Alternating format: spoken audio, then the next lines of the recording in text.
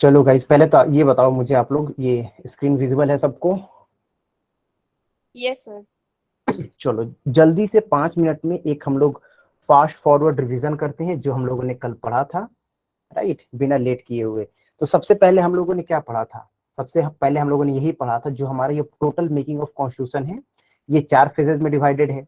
4 phases जो हमारा सबसे पहला था company rule, right, company not company rule, the coming of Britishers, वो कितना से डिवाइडेड है?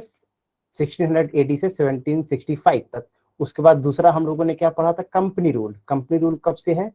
1773 से 1858 तक। और यहाँ पे आप लोग बोलोगे कि ये 1765 से 73 क्यों आ गया? तो कल हम लोगों ने पढ़ा था कि जो ये वॉर भले ही खत्म हुआ था, बट जो पहला एक्ट आया था ना, राइट, रेगुलेटिंग एक्ट, वो था 1773 में, इसीलिए यहाँ से मानते हैं हम लोग। उसके बाद हमारा क्राउन रूल स्टार्ट हो जाएगा 1858 से 1947 तक। नहीं है ये, राइट।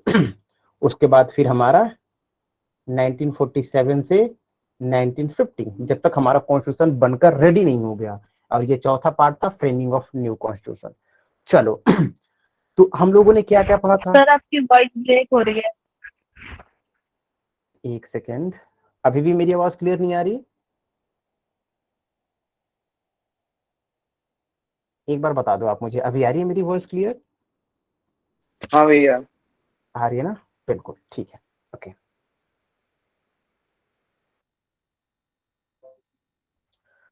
चलो, तो हमने पहले क्या पढ़ा? हमने सबसे पहले ये पढ़ा था कि ब्रिटिशर 1600 में आए थे, उन्होंने 1612 में सूरत में अपनी फैक्ट्री लगाई थी, राइट। उसके बाद 2 वॉर हुए, battle of Plassey, battle of Buxar, right. उसके बाद उन्होंने यहाँ पे दीवानी लेना स्टार्ट कर दिया ईस्ट बंगाल में, राइट, पूरा बंगाल में एक तरीके से, राइट। उसके बाद फिर क्या हुआ? उसके बाद उन्होंने लगातार एक्ट बनाते गए। सबसे पहला आया हमारा रेगुलेटिंग एक्ट 1773 में, राइट। रेगुलेटिंग एक्ट में क्या था? तो रेगुलेटिंग एक्ट में उन्होंने जो गवर्नर ऑफ बंगाल को गवर्नर जनरल ऑफ बंगाल बना दिया, राइट। और उन्होंने सुप्रीम कोर्ट बनाए। ये कुछ कुछ इंपॉर्टेंट पॉइंट्स हैं, वैसे तो काफी सारी चीजें डिस्कस की थी हमने, राइट। और पहले हमारे चीफ जस्टिस कौन थे? जो हमारा सुप्रीम कोर्ट था बंगाल में, कैलकाटा में, उसके चीफ जस्टिस कौन थे? That is sir Elijah Impey, right. ये सब पढ़ा था हमने। उसके बाद हम लोगों ने दूसरा एक्ट पढ़ा, पीड्स इंडिया एक्ट 1784 पढ़ा। उसमें क्या पढ़ा था हम लोगों ने? कि इस एक्ट में जो ब्रिटिश पार्लियामेंट थी उसने 2 भाग में चीजें डिवाइड कर दी, राइट। कंपनी का कमर्शियल काम अलग, कंपनी का एडमिनिस्ट्रेटिव और पॉलिटिकल काम अलग, राइट। कमर्शियल काम के लिए उन्होंने कौन सा बोर्ड बनाया? बताओ मुझे, कौन सा बोर्ड नहीं, क्या बनाया उन्होंने? कौन सी जो चीज थी? कोई बता रहा है? डायरेक्टर। हाँ, court of director. Court of director को क्या काम दिया गया? कि आप जो ईस्ट इंडिया कंपनी है उसके कमर्शियल फंक्शन देखेंगे, राइट। उसके बाद इन्होंने बोर्ड ऑफ कंट्रोल बनाया। उसका क्या काम था? कि वो पॉलिटिकल अफेयर्स देखेगा, फाइन। इसके बाद हम लोगों ने आगे आके पढ़ा था चार्टर्ड एक्ट 1793। चार्टर्ड एक्ट 1793 में क्या हुआ? कंपनी की मोनोपोली को आगे बढ़ा दिया गया, है ना। कितने सालों के लिए आगे बढ़ा दिया गया? 20 ईयर्स के लिए। अब हम लोग आगे आज पढ़ने वाले हैं यहां से। Let me erase all this.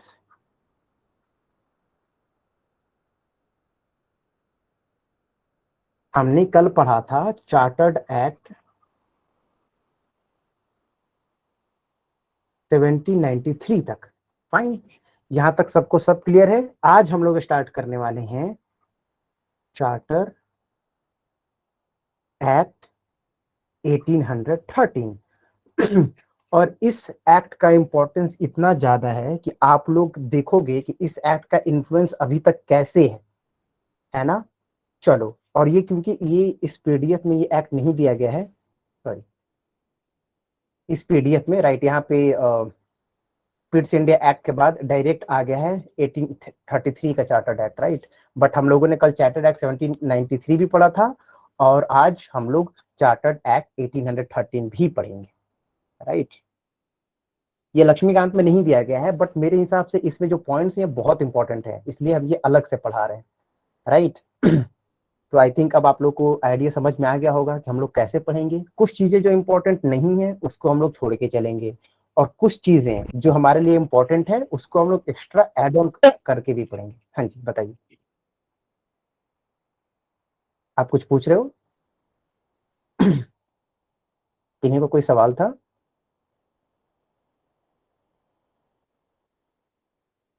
नहीं? अच्छा ठीक है, आपको पूछना होगा तो आप बिल्कुल पूछ लेना। चलो, तो हम लोग अभी पढ़ने वाले हैं चार्टर्ड एक्ट 1813। चलो, हम कुछ चीजें बताते भी जाएंगे और लिखते भी चलेंगे हम लोग साथ साथ। जो चीजें पीडीएफ में नहीं है उसको अलग से लिखते भी चलना है। चलो, सबसे पहला काम इसमें क्या हुआ, इस चार्टर्ड एक्ट 1830 में सबसे पहला काम क्या हुआ? तो हम लोगों ने 1793 में एक चीज पढ़ा था कि जो कंपनी की मोनोपोली है वो 20 साल के लिए और बढ़ा दी गई थी, राइट? तो दोबारा से इस चार्टर्ड एक्ट में ये डिस्कशन हुआ कि जो कंपनी है, कंपनी मीन्स जब भी कंपनी का हम नाम लें इसका मतलब है ईस्ट इंडिया कंपनी, राइट? तो इसमें ये बात की गई कि क्या ईस्ट इंडिया कंपनी की मोनोपोली को दोबारा से आगे एक्सटेंड करना है या फिर नहीं एक्सटेंड करना है, राइट? तो इसमें बहुत इंपॉर्टेंट डिसीजन लिया गया और ये कहा गया कि जो कंपनी की मोनोपोली है ना, ट्रेड मोनोपोली, कंपनी ट्रेड कर नहीं आई थी, राइट? तो आप लोग लिख लो, trade monopoly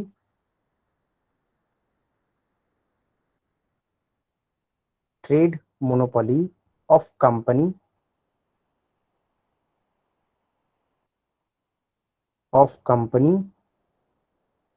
was abolished.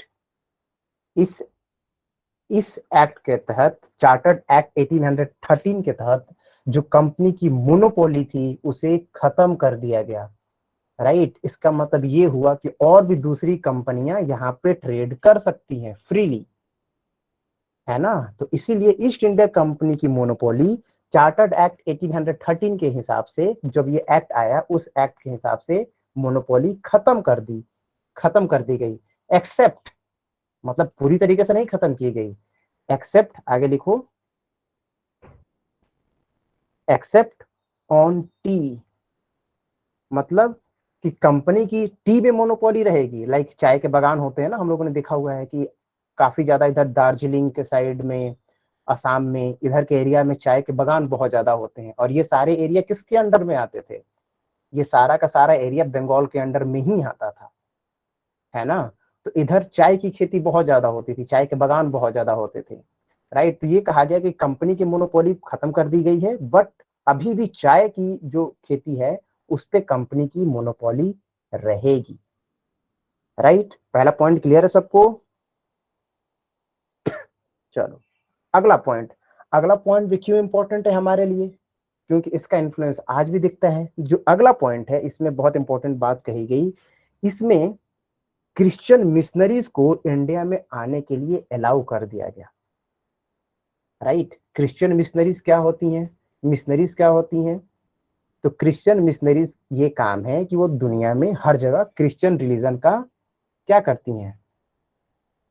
Propagate करती हैं, क्रिश्चियन रिलीजन को फैलाने का काम करती हैं, राइट? प्रचार प्रसार बोलते हैं ना, धर्म का प्रचार प्रसार करना, वही बात है, राइट? तो क्रिश्चियन मिशनरी को इंडिया में आने के लिए अलाउ कर दिया गया कि हाँ भाई जाइए, आप इंडिया में भी अपना रिलीजन का प्रचार प्रसार कर सकते हैं, राइट? तो इस एक्ट से ये दूसरा इंपॉर्टेंट पॉइंट था। कभी कभी क्वेश्चन आ जाता है कौन से एक्ट के तहत क्रिश्चियन मिशनरी को इंडिया में आने के लिए अलाउ किया गया, राइट? तो आप लोग लिख लो दूसरा point, that is allowed Christian missionaries to India, right? Second point भी क्लियर है सबको? बिल्कुल लिखते चलना आप लोग, बहुत इंपॉर्टेंट है ये सारी चीजें, फाइन। चलो आगे आते हैं। चार्टर्ड एक्ट में अभी तक हम लोगों ने क्या दो इंपॉर्टेंट पॉइंट पढ़ा? चार्टर्ड एक्ट 1813 में सबसे पहले कि कंपनी की मोनोपोली खत्म कर दी गई, बस एक चीज में मोनोपोली थी, that is on T, right? Second point क्या था कि क्रिश्चियन मिशनरीज को इंडिया की में आवाज नहीं आने, आ रही है बिल्कुल भी। अच्छा बाकी लोगों को भी ये प्रॉब्लम हो रही है? गाइस आप लोगों को ये प्रॉब्लम हो रही है? नहीं सर, क्लियर नहीं, ये सही है आवाज। अच्छा, आई थिंक आपके तरफ कुछ नेटवर्क इशू होगा, राइट? इसलिए आई थिंक आपको आवाज नहीं आ रही है, फाइन। बाकी लोगों को सही है, तो आप एक बार नेटवर्क चेक कर लो अपना, है ना? हाँ जी, और जहां जहां अगर आपको कहीं आवाज नहीं आई है तो कोई बात नहीं, हम आपको रिकॉर्डिंग दे देंगे, आप दोबारा से वहां से देख लेना, है ना। आई थिंक कुछ नेटवर्क इशू है आपकी तरफ। फाइन। हाँ जी, चलो सेकंड पॉइंट क्लियर है, क्रिश्चियन मिशनरीज को इंडिया में अलाउ कर दिया गया। Third one is very very important, western education. मतलब कि इंडिया में वेस्टर्न एजुकेशन स्टार्ट कर दिया गया, राइट। इंडिया में वेस्टर्न एजुकेशन स्टार्ट कर दिया गया। अब देखो कि कैसे चेंजेस हो रहे हैं। आज हम लोग कौन सा एजुकेशन पढ़ते हैं, आप लोग बताओ, आज हम लोग कौन सा एजुकेशन पढ़ते हैं? मैक्सिमम चीजें हमारी किस किस लेवल की हैं? कौन सा एजुकेशन फॉलो करते हैं हम लोग? वेस्टर्न एजुकेशन फॉलो करते हैं, क्योंकि हमारी 99% जो पढ़ाई है, राइट, शहरों में या फिर कहीं भी, 99% तो ज्यादा बोल दिया मैंने, बट अच्छी खासी पढ़ाई कौन से मीडियम में होती है? इंग्लिश मीडियम में होती है, राइट। तो हम लोगों को वेस्टर्न एजुकेशन देने की चीजें इसी टाइम से स्टार्ट की गई, दैट इज चार्टर्ड एक्ट 1813 से। उनको लगा कि यार अब देखो, वो लोग क्योंकि इंडिया में धीरे धीरे रूल करने लग रहे थे, तो उनको लगा कि यार अब इंडिया के लोगों को भी चाहिए कि जो लोग हमारे साथ काम करें, तो हमारे साथ काम करें, हमारे लिए काम करें, उनको नॉलेज होनी चाहिए। अब हमारे जैसा नॉलेज नहीं होगा तो फिर वो हमारे साथ कैसे काम करेंगे, राइट। तो उन्होंने वेस्टर्न एजुकेशन यहाँ पे स्टार्ट किया, राइट। तब देखो इसका इन्फ्लुएंस कितना ज्यादा है ना। अब धीरे धीरे आप लोग देखोगे ये कौन सा टाइम चल रहा है, 1813 चल रहा है, राइट। अब देखोगे कि यहाँ से ये हमारी सोसाइटीज में कैसे इंटर करने लगे, राइट। ट्रेड करने आए थे, कैसे ये सोसाइटीज में इंटर करने लगे, और कैसे सारी चीजें हो रही हैं। हम लोग वन बाय वन सारी चीजें ऐड ऑन करके चलेंगे, फिर आप सारी चीजों को एक साथ जोड़ पाओगे कि अच्छा ऐसे ऐसे चीजें होती थी, राइट। चलो अब देखो, और इन्होंने काफी सुधार भी लाया हमारी सोसाइटी में, ये बिल्कुल हम लोग इसको इग्नोर नहीं कर सकते, राइट। अब जैसे इन्होंने इस वेस्टर्न एजुकेशन लाया, अब इसके बाद अगला इंपॉर्टेंट चेंजेस क्या हुआ था? चार्टर्ड एक्ट के थ्रू नहीं, 1829 में, एक पॉइंट लिख लो आप लोग कहीं पे कोने में, 1829 देके, कि पहली बार, राइट, जो सती प्रथा हुआ करती थी ना हमारी सोसाइटीज में, उसको खत्म कर दिया गया, राइट। सती प्रथा का मतलब क्या होता है? आई थिंक सबने ये वर्ड सुना होगा कि व्हाट इज सती प्रथा, राइट। इसमें अगर किसी भी लेडी के हस्बैंड की डेथ हो जाती थी, तो उनके हस्बैंड के डेथ बॉडी के साथ साथ उन लेडी को भी जलाया जाता था, है ना। तो ये सती प्रथा हुआ करती थी। तो ब्रिटिशर्स ने, बट इनके रियल हीरो कौन थे? राजा राम मोहन रॉय, राइट। बट उनके सिर्फ अकेले से तो होता नहीं, क्योंकि जाहिर सी बात है ब्रिटिशर्स यहाँ पे रूल करने लग रहे थे। तो इनकी हेल्प से सती प्रथा को खत्म किया गया, राइट। तो कुछ कुछ चीजें धीरे धीरे हमारी सोसाइटी में चेंज होना स्टार्ट हो गया, राइट। तो चार्टर्ड एक्ट 1833 का 1813 का और इम्पोर्टेंट पॉइंट क्या था? तो आप देखोगे कि जो लोकल गवर्नमेंट होती है ना, लोकल गवर्नमेंट, लोकल गवर्नमेंट क्या मतलब, जो छोटे छोटे लाइक सब डिवीजन में डिवाइडेड थे। अब पूरा बंगाल, इतना बड़ा बंगाल था, वो अकेले एक आदमी तो रूल करता नहीं, छोटे छोटे सब डिवीजन में भी चीजें डिवाइड की गई थी, राइट। तो अब ये कहा गया कि जो लोकल गवर्नमेंट है, लाइक ऐसे समझ लो पंचायत टाइप में, अभी कैसे पंचायत है ना, वैसे पंचायत म्यूनिसिपैलिटी टाइप में। तो लोकल गवर्नमेंट जो छोटे मोटे एरिया को कवर करते थे, अब उनको भी अलाउ कर दिया गया कि आप लोग भी टैक्स ले सकते हो, राइट। तो जो 4 पॉइंट इसमें ऐड हुआ था, दैट इज कि local government can impose taxes, right, कि लोकल गवर्नमेंट भी टैक्सेस लेना स्टार्ट कर सकते। तो एक तरीके से ये हमारा समरी था चार्टर्ड एक्ट 1813 का, और ये चारों हमारे इसमें के इंपॉर्टेंट पॉइंट हैं जिनके एग्जाम में आने के चांसेस हैं, राइट। अगर वो हिस्टोरिकल बैकग्राउंड से पूछेंगे तो ये one of the important points होंगे जो आपको पता होने चाहिए। चलो गाइज, एक बार मुझे बताओ, ये चारों पॉइंट सबको क्लियर है? इसमें कहीं डाउट किसी को, कहीं भी, कुछ भी नो सर। नहीं ना? चलो ओके। अब आते हैं हम लोग चार्टर्ड एक्ट 1813 खत्म होने के बाद, आ जाओ आगे चार्टर्ड एक्ट 1833 पे। फाइन। चलो अब देखो, ये चार्टर्ड एक्ट 1833 क्या था? इसमें जो आप पहला लाइन देख रहे हो वो लिखा हुआ है कि first step toward centralization in British India. मतलब what what it means by centralization अभी समझ में आएगा, राइट। अभी जब हम लोग आगे का पॉइंट देखेंगे ना इसमें, तो वो चीजें हमें और अच्छे से क्लियर आएंगी कि ये क्या इसका मतलब हुआ, राइट। देखो इसके जो सबसे इंपॉर्टेंट फीचर्स थे चार्टर्ड एक्ट 1833 के, जो सबसे मोस्ट इंपॉर्टेंट क्वेश्चन यहाँ से बनता है और वो ये है कि जो गवर्नर जनरल ऑफ बंगाल हुआ करते थे, अब उनको ये कहा जाने लगा कि now he is the governor general of India, right. मतलब कि गवर्नर जनरल ऑफ बंगाल के नाम से जाना जाता था उस पोस्ट को, जो ब्रिटिश जो यहाँ पे सबसे मेन हेड हुआ करता था। बट अब ये कह दिया गया कि नहीं, अब वो गवर्नर जनरल ऑफ इंडिया के नाम से जाने जाएंगे। अब आप इस तरीके से ये समझ सकते हो कि वो ये दिखाने की कोशिश कर रहे थे कि हाँ, अब हमारा इंडिया पे पूरा कब्जा है। पूरा एरिया उन्होंने नहीं कब्जा किया हुआ था, बट वो धीरे धीरे यही दिखाना चाह रहे थे, लोगों की मेंटेलिटी डेवलप करना चाह रहे थे कि हाँ, अब हम यहाँ पे आ गए हैं, अब यहाँ पे रूल कर रहे हैं। तो यही है फर्स्ट स्टेप टुवर्ड सेंट्रलाइजेशन, है ना। तो ये है, तो ये पहला पॉइंट बहुत इंपॉर्टेंट है कि गवर्नर जनरल ऑफ बंगाल के पोस्ट को गवर्नर जनरल ऑफ इंडिया का पोस्ट कर दिया गया, राइट।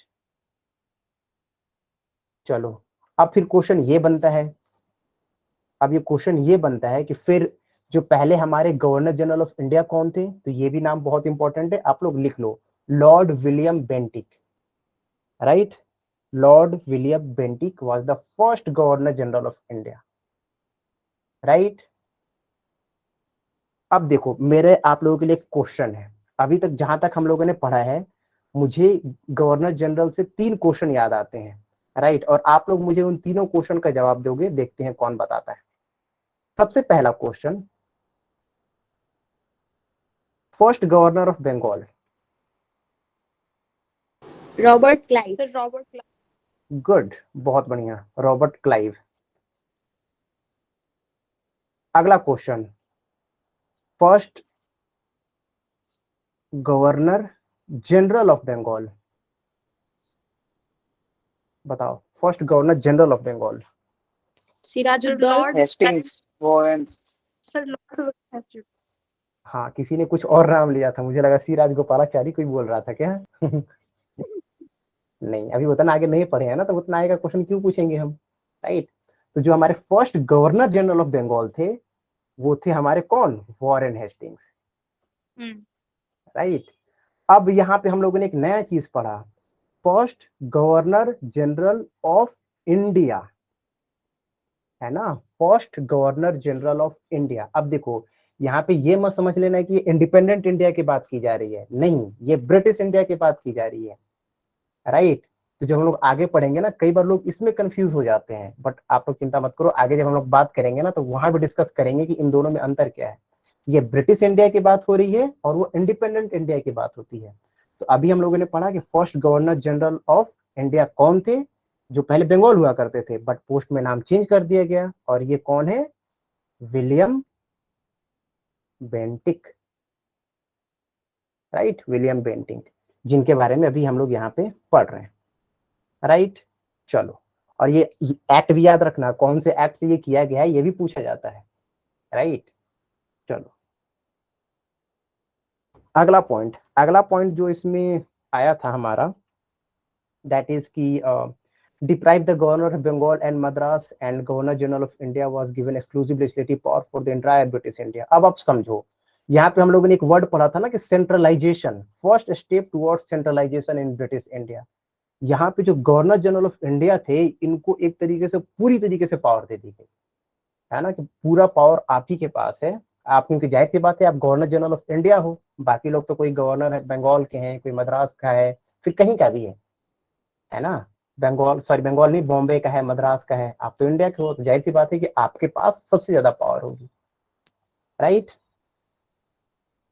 अब देखो, यहाँ पे एक और जो इंपॉर्टेंट पॉइंट है, that is it ended the activities of East India company as a commercial body which becomes a purely administrative body.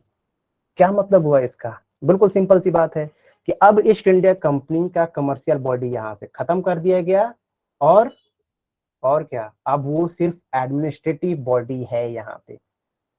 हम लोगों ने मोनोपोली तो पहले खत्म ही कर दी गई थी, है ना। अभी हम लोगों ने पढ़ा चार्टर्ड एक्ट 1813 में कंपनी की मोनोपोली खत्म ही कर दी गई, और यहाँ पे उसका कमर्शियल फंक्शन भी खत्म कर दिया गया, राइट। चलो ये बहुत इंपॉर्टेंट था। अब अगला पॉइंट देखो कि attempt to introduce open system competition for selection of civil servant.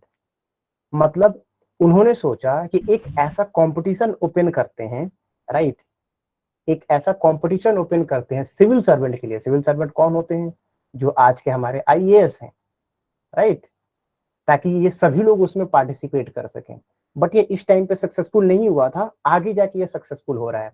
Chartered act 1833 में उन्होंने अटेम्प्ट किया, कोशिश किया, बट वो सक्सेसफुल नहीं हो पाए, राइट।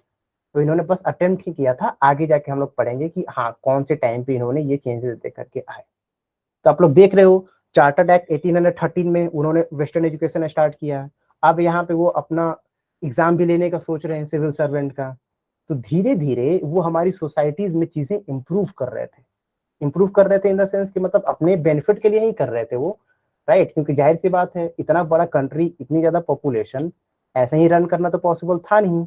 उनके लिए जरूरी था कि उनको पढ़े लिखे इंडियन उनकी साथ दे, राइट। तो इसलिए वो ये सारी कोशिशें कर रहे थे। आप लोग देखोगे कि धीरे धीरे वो कैसे और चीजें ऐड करते जा रहे हैं एजुकेशन सिस्टम में, और इसका लाइव एग्जांपल और आगे मिलेगा आप लोग को। जैसे देखो, अब अगला हमारा जो एक्ट है that is chartered act 1853, right.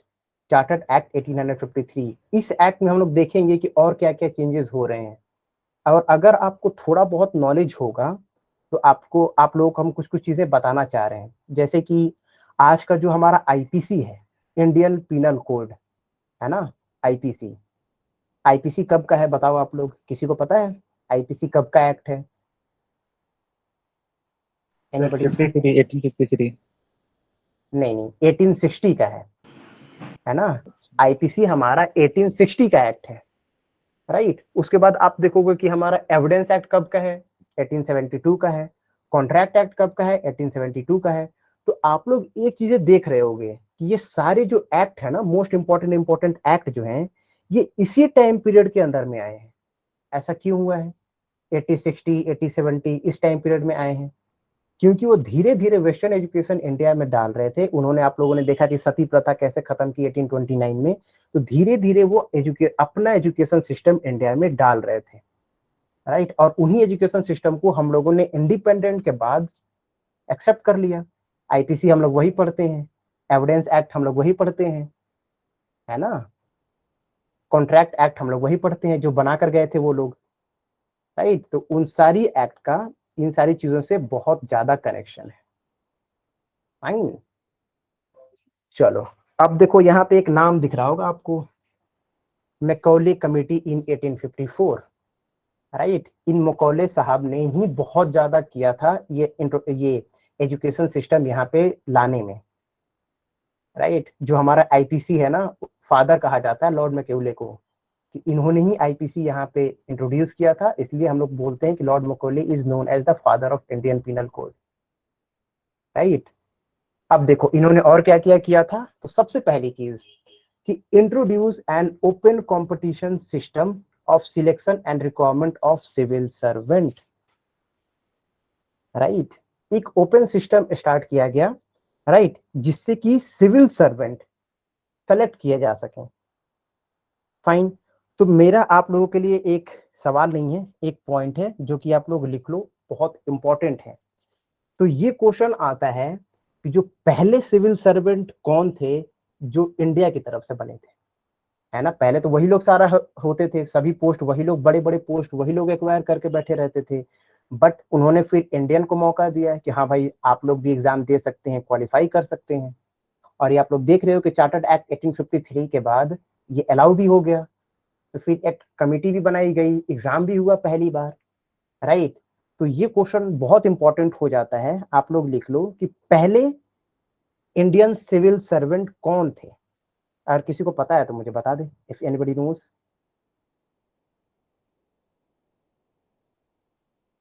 अब यहाँ पे क्योंकि सिविल सर्वेंट की बात आई है तो हमें ये पता होना चाहिए, और ये बहुत इंपॉर्टेंट क्वेश्चन है।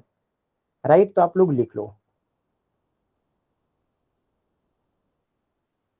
सत्येंद्र नाथ टैगोर, राइट, सत्येंद्र नाथ टैगोर, ये थे हमारे फर्स्ट सिविल सर्वेंट।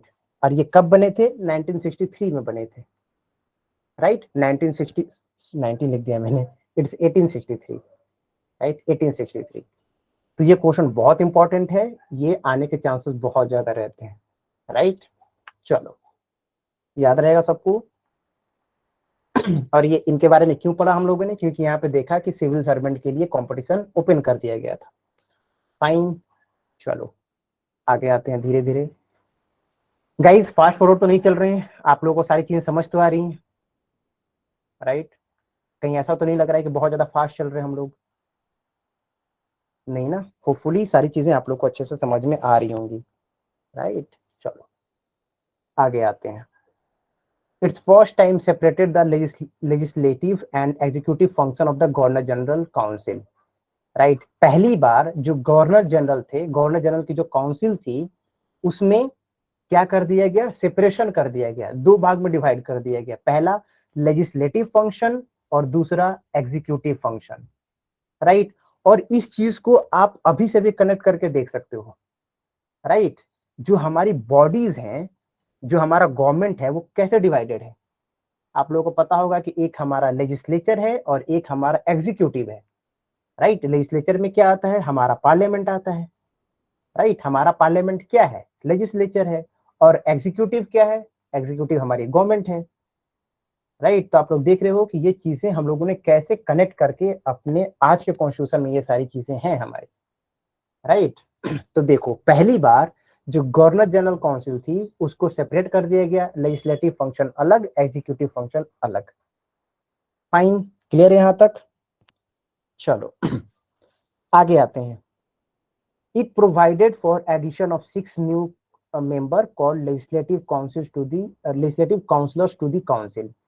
ये उतना इंपॉर्टेंट पॉइंट नहीं है, राइट, क्योंकि इतना ज्यादा ये सारी चीजें नहीं पूछा जाना चाहिए।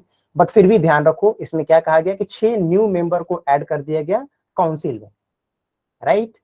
चलो, ये वाला पॉइंट इंपॉर्टेंट है, ये वाला देखना। इसमें जो बात कही गई है, इसमें लिखा गया है कि it introduce first time local representation in Indian, है ना। इंडियन का पहली बार एक लोकल रिप्रेजेंटेशन आया सेंट्रल लेजिस्लेटिव काउंसिल में। मतलब जो गवर्नर जनरल था, उसकी जो काउंसिल थी ना, उसमें पहली बार इंडियन लोग भी अब शामिल होने लगे, right. Out of 6 members 4 were appointed local provisional government of Madras, Bombay, Bengal and Agra. जाहिर सी बात है कि वो जो 6 मेंबर्स थे, उनमें से 4 लोग कहाँ के थे, कहाँ को रिप्रेजेंट करते थे? तो लिखा हुआ है कि एक मद्रास, एक बॉम्बे, एक बंगाल और एक आगरा। आप दिल्ली मत समझ लेना, क्योंकि काफी लोग कंफ्यूज हो जाते हैं कि ये सारी बड़ी बड़ी सिटीज हैं तो चौथा बड़ी सिटी दिल्ली होगा। नहीं, जो चौथा सिटी था वो था आगरा, राइट। तो जो इंडियन को उसमें रिप्रेजेंटेशन मिली, 6 इंडियंस को, उनमें से जो 4 थे वो क्या थे? इन चारों प्रांत को रिप्रेजेंट करते थे, मद्रास, बॉम्बे, बंगाल और आगरा, राइट। ये चारों का नाम इंपॉर्टेंट है, फाइन। तो ये चारों का नाम आप लोग बिल्कुल ध्यान रखना, क्योंकि लोग बेसिकली इस आगरा वाले पॉइंट में कंफ्यूज हो जाते हैं, ठीक है। चलो, गुड, फिनिश। अब हम लोगों ने चार्टर्ड एक्ट 1853 तक पढ़ा, राइट। तो यहां पे खत्म हो जाता है हमारा कंपनी रूल, राइट। यहां पे खत्म हो जाता है कंपनी रूल और यहां से स्टार्ट होता है क्राउन रूल। अब क्यों खत्म हो जाता है? इसके पीछे की एक बहुत ही इंपॉर्टेंट और इंटरेस्टिंग स्टोरी है, राइट, जिसके बारे में थोड़ा सा ब्रीफ में समझेंगे हम लोग, ठीक है, ताकि ये सारी चीजें हम लोग को और अच्छे से समझ में आए कि अचानक ऐसा क्या हुआ कि जो कंपनी रूल था वो खत्म हो गया और पूरा का पूरा ट्रांसफर, पूरा का पूरा पावर ट्रांसफर कर दिया गया ब्रिटिश के हाथ में, क्राउन के हाथ में, जो वहां का क्राउन था, राइट। चलो, किसी को अगर कुछ आइडिया है तो थोड़ा बहुत मुझे बताएं, क्या हुआ था ऐसा?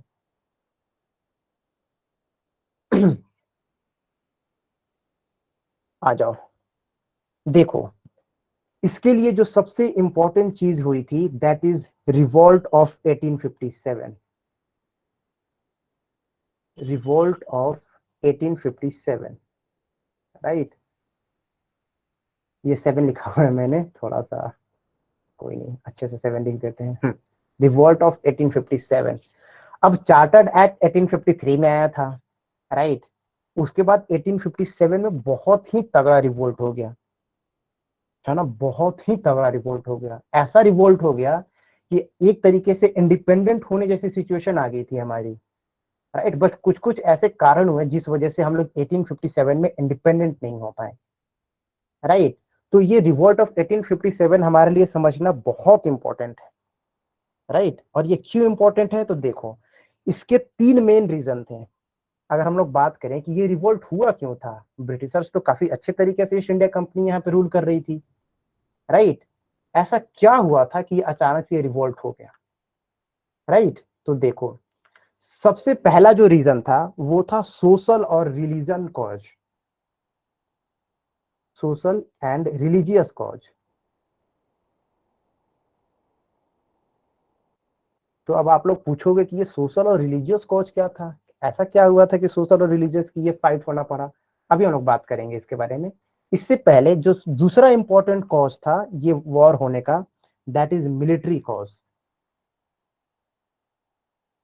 एक एक करके इनके बारे में भी थोड़ा सा डिस्कशन करेंगे हम लोग, राइट। और अगला था पॉलिटिकल कॉज। पॉलिटिकल कॉज, ये 3 बेसिक रीजन थे, ये 3 बेसिक रीजन थे जो 1857 की रिवॉल्ट होने के पीछे, राइट। अब एक एक करके बात करते हैं कि ये क्या था, ये जो रिलीजियस कॉज था, क्या हुआ था ऐसा। तो देखो, आप लोग कड़िया जोड़ना। अभी मैंने कुछ टाइम पहले बात की कि 1829 में हम लोगों ने सती प्रथा खत्म कर दी, राइट। अब एक बात बताओ आप, जो चीजें सोसाइटीज में बहुत लंबे टाइम से चलती आ रही हैं, अगर उन भले ही वो कितनी ही खराब क्यों ना हो, है ना, भले ही वो चीजें कितनी ही खराब क्यों ना हो, अगर उन्हें खत्म कर दिया जाएगा तो लोगों को बुरा लगेगा। लोगों को लगेगा कि यार ये तो हमारे रिलीजन में हमेशा से, हमारी सोसाइटीज में हमेशा चलता आया है, इन्होंने क्यों खत्म कर दिया भाई। उन्हें बिल्कुल पसंद नहीं आया, है ना, वो बहुत ज्यादा इस चीज के लिए गुस्सा हो गए थे, मतलब यहाँ के लोग, राइट। पहला एक ये रीजन था। दूसरा रिलीजियस कॉज क्या था, दूसरा रिलीजियस कॉज था, इन्होंने एक एक्ट लेकर आए थे ब्रिटिशर्स, राइट। ये एक एक्ट लेकर के आए थे और उस एक्ट का नाम था Hindu window remarriage act, right. Hindu window remarriage act. आप लोगों को पता होगा ही कि पहले विधवाओं की शादी नहीं होती थी, है ना, जिसका एक बार हस्बैंड मर गया, राइट, या तो उनको सती कर दिया जाता था, या फिर जो लोग विधवा रह जाती थी उनकी अब कभी शादी नहीं होगी, उनको पूरा जीवन ऐसे ही बिताना है। तो ब्रिटिशर्स एक एक्ट लेकर के आए कि नहीं यार ये सही नहीं है, उनको भी अपना जीवन फिर से जीने का अधिकार है, राइट। तो जो वो अगला एक्ट लेकर के आए थे वो था हिंदू विडो रीमैरिज एक्ट। तो अब यहाँ लोगों को और बुरा लगा, ये तो यार हमारे रिलीजन के साथ छेड़छाड़ है, राइट। वो कैसे चेंजेस कर रहे हैं ब्रिटिशर्स हमारे रिलीजन में, पहले उन्होंने सती प्रथा खत्म कर दिया, उसके बाद अब ये हिंदू विडो रीमैरिज एक्ट लेकर के आ गए, है ना, ये चीज। और तीसरा जो इसमें इंपॉर्टेंट पॉइंट था वो था, ब्रिटिशर्स ने एक राइफल लॉन्च किए थे। अगर आप लोगों ने मंगल पांडे मूवी देखी है किसी ने, मंगल पांडे,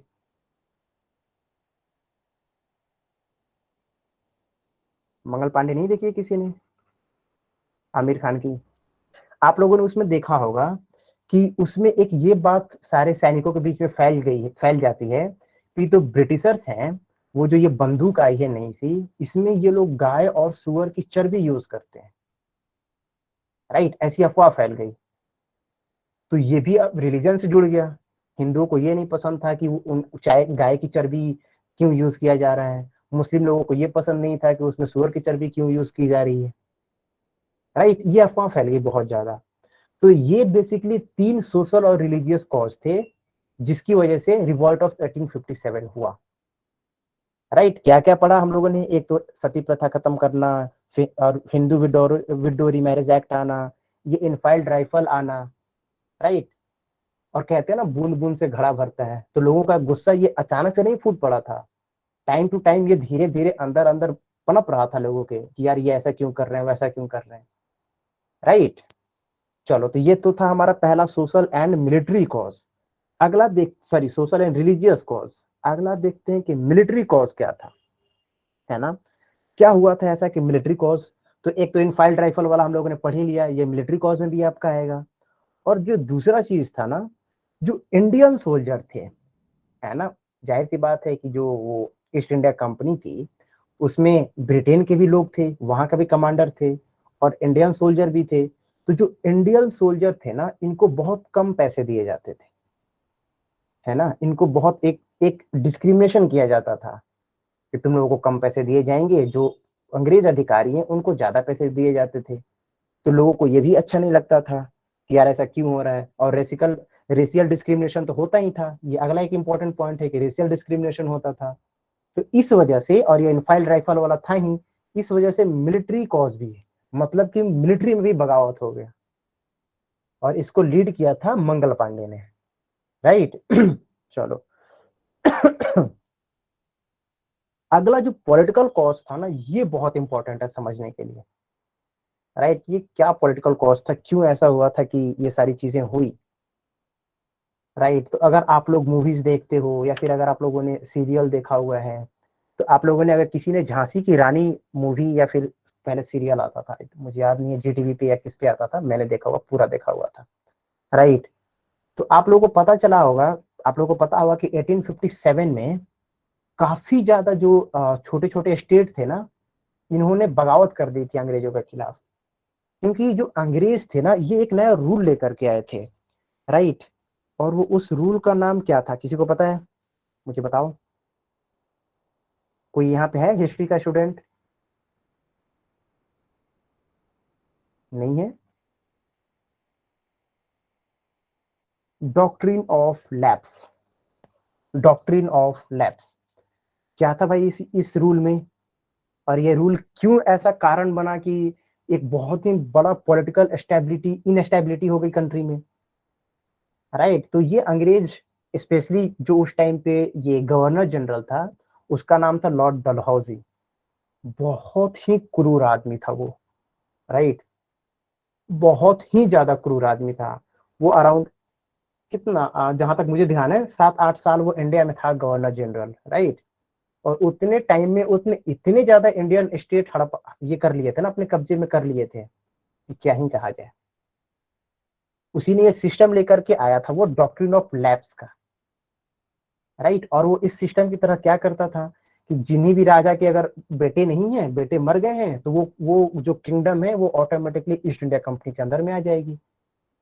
मतलब इन्होंने अपना सब हाथ पैर मार लिया था कि अब कुछ नहीं छोड़ना है, किसी एरिया को नहीं छोड़ना है, पूरी इंडिया को अपने कब्जे में कर लेना है किसी न किसी तरीके से। तो इस वजह से काफी ज्यादा विरोध हुआ, काफी ज्यादा लोग थे जिन्होंने इसमें पार्टिसिपेट किया, राइट। जैसे रानी लक्ष्मीबाई, रिवोल्ट ऑफ 1857 की वो one of the very important leader थी, जिन्होंने अंग्रेजों के खिलाफ बगावत की थी। ये झांसी की रानी थी, झांसी की रहने वाली थी रानी लक्ष्मीबाई। और भी लोग थे, लाइक कुंवर से थे बिहार से, राइट। अवध से थी बेगम हजरत महल, राइट। नाना साहेब और टाटिया टोपे थे कानपुर से।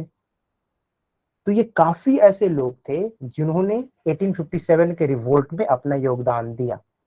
तो ये था पॉलिटिकल कॉज, राइट, 1857 का रिवोल्ट होने का। तो आप लोग देख रहे हो कितनी सारी चीजें हैं।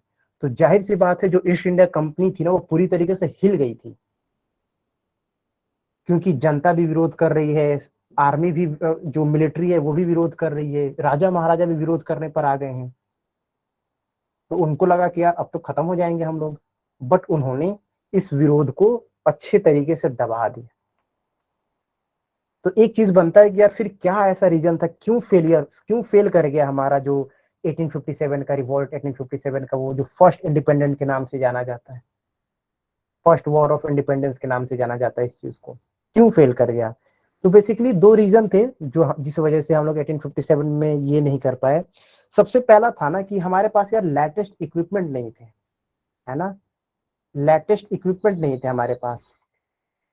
अब जैसे देख लो, उन लोगों के पास बंदूकें थी, क्या क्या चीजें यूज करते थे वो लोग, और हमारे राजा महाराजा तलवार था, उतने ज्यादा एडवांस नहीं थे, एडवांस थे बट उनकी उनके जैसा एडवांस नहीं थे वो, तो इसलिए भी ब्रिटिशर्स भारी पड़े, राइट। और दूसरा जो प्रॉब्लम था, क्योंकि वो एडवांस थी, उनके पास एडवांस मशीनरीज भी थी, एडवांस मशीनरीज भी थी।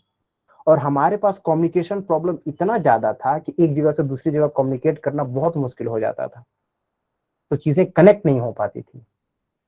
तो इस वजह से जो 1857 का रिवॉल्ट था ये सक्सेसफुल नहीं हो पाया, राइट। इतने सारे कारण होने के बावजूद, सोशल और रिलीजियस, मिलिट्री, पॉलिटिकल, फिर भी हम लोग 1857 में इंडिपेंडेंट नहीं हो पाए, राइट। बट इसका कंसिक्वेंसेस, भले ही कंपनी यहाँ पे जीत गई, बट जो ब्रिटिश ईस्ट इंडिया कंपनी थी ना, sorry British east India company बोल रहे हैं, जो ब्रिटेन के क्राउन थे उनको बहुत बुरा लगा, है ना, कि ईस्ट इंडिया कंपनी अच्छे से रूल नहीं कर पा रही है, तो अब एक काम करेंगे, अब हम डायरेक्ट रूल करेंगे, राइट। अब हम डायरेक्ट रूल करेंगे। तो इसीलिए अगला आया था हमारा गवर्नमेंट ऑफ इंडिया एक्ट 1858, और इसमें जो सबसे पहला काम किया गया, ईस्ट इंडिया कंपनी से सारा पावर लेकर के पूरा का पूरा पावर क्राउन को ट्रांसफर कर दिया गया। इसका मतलब कि अब क्राउन डायरेक्ट रूल करेंगे इंडिया को।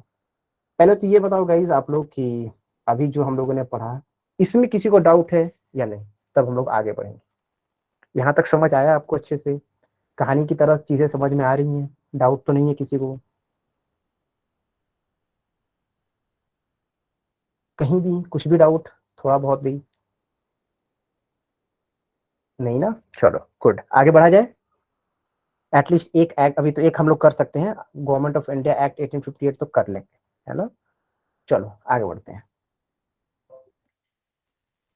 अब आ रहा है हमारा गवर्नमेंट ऑफ इंडिया एक्ट 1858।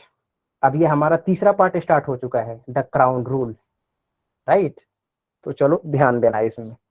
सबसे पहली चीज जो इसमें हुई थी वो क्या था कि also known as act for the good government of India, मतलब उन्होंने बोला कि अब इंडिया में अच्छे से रूल करेंगे हम लोग, क्योंकि कंपनी हटा दी गई है, कंपनी बहुत करप्ट थी, ये थी वो थी, अब डायरेक्ट क्राउन रूल करेंगे, है ना। तो इंडिया में कुछ लोग खुश भी हो गए थे कि चलो अब क्राउन रूल करेगा डायरेक्ट, कंपनी में रूल नहीं करेगी, कंपनी बहुत ज्यादा करप्ट है, बहुत ज्यादा तंग करती है हमें, राइट। बट ऐसा बिल्कुल नहीं होने वाला था, क्राउन भी उतना ही तंग करने वाला था हमें, राइट। देखो क्या होता है, आगे देखते हैं हम लोग। सबसे पहला कि abolish East India Company and transfer the power of government and territories and revenues to the British Crown। ये तो अभी हम लोगों ने समझ ही लिया कि ब्रिटिश क्राउन को ट्रांसफर हो गया था ये, राइट।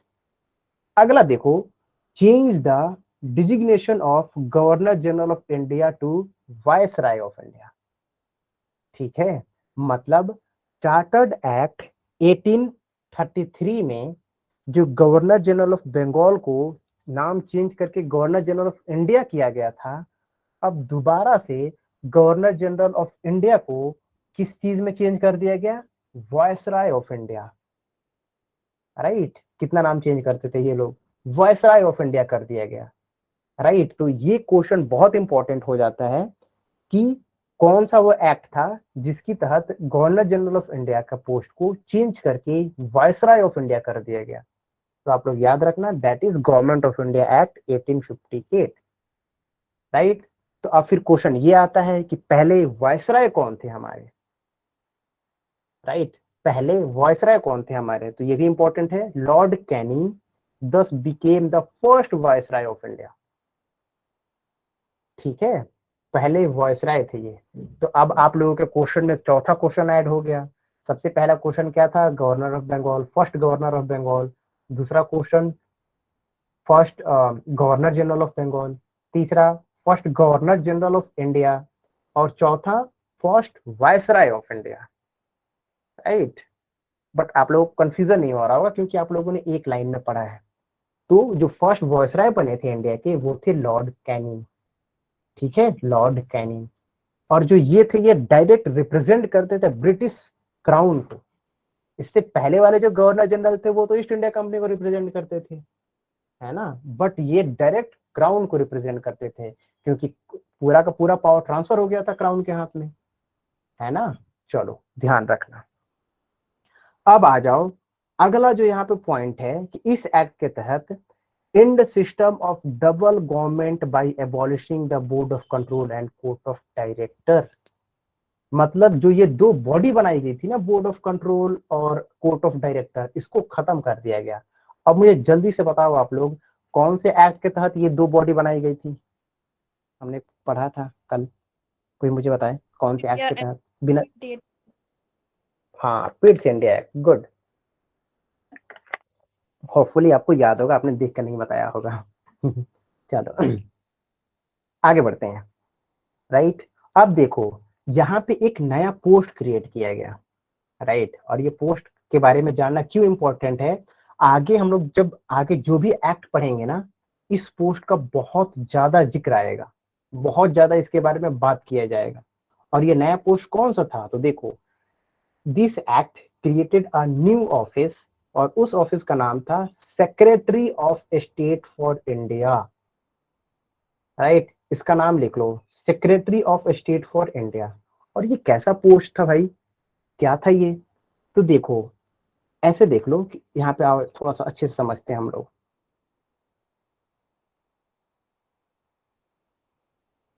ब्रिटिश क्राउन, राइट, फिर यहाँ पे सेक्रेटरी ऑफ